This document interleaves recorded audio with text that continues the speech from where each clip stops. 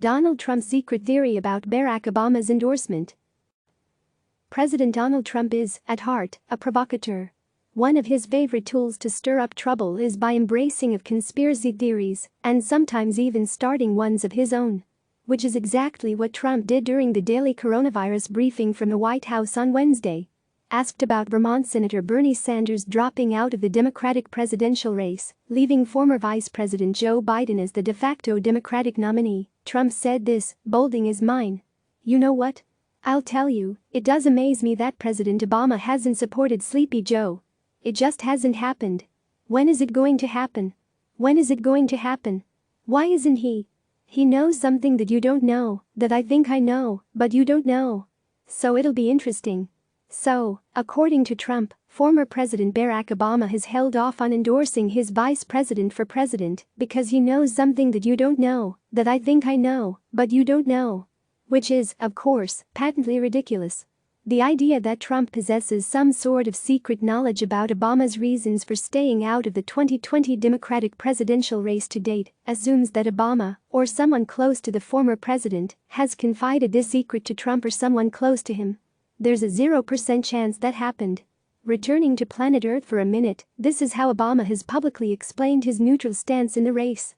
I am confident that at the end of the process we will have a candidate who has been tested and will be able to proudly carry the Democratic banner, and we are going to have to unify around that.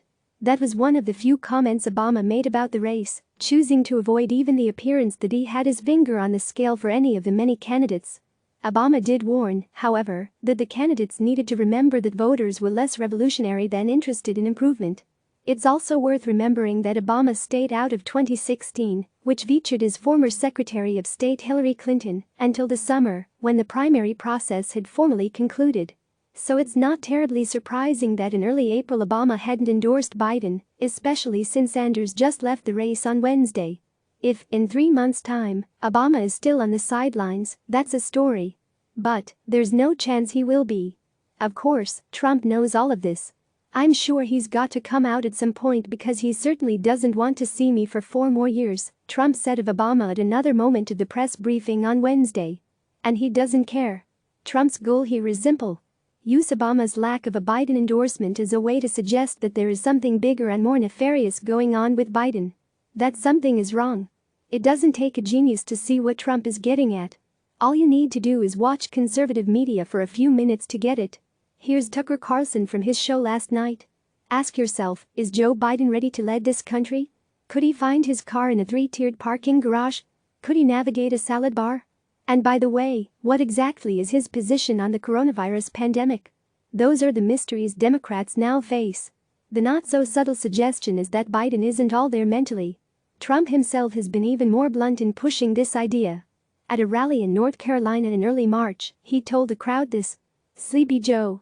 He doesn't even know where he is or what he's doing or what office he's running for. Honestly, I don't think he knows what office he's running for.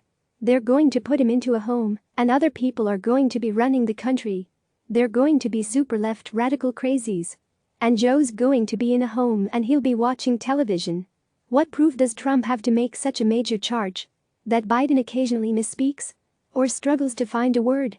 Or says something he probably shouldn't?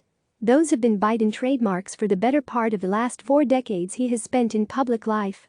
But Trump's not trying to prove anything. He knows that, for many of his supporters, he doesn't have to. All he has to do is float the idea that there's something wrong with Biden, and then watch while his surrogates and supporters spread that message relentlessly between now and November. It's a deeply irresponsible tactic for anyone to adopt. But especially for the president, who, in theory, should know better. Click subscribe to receive the latest news.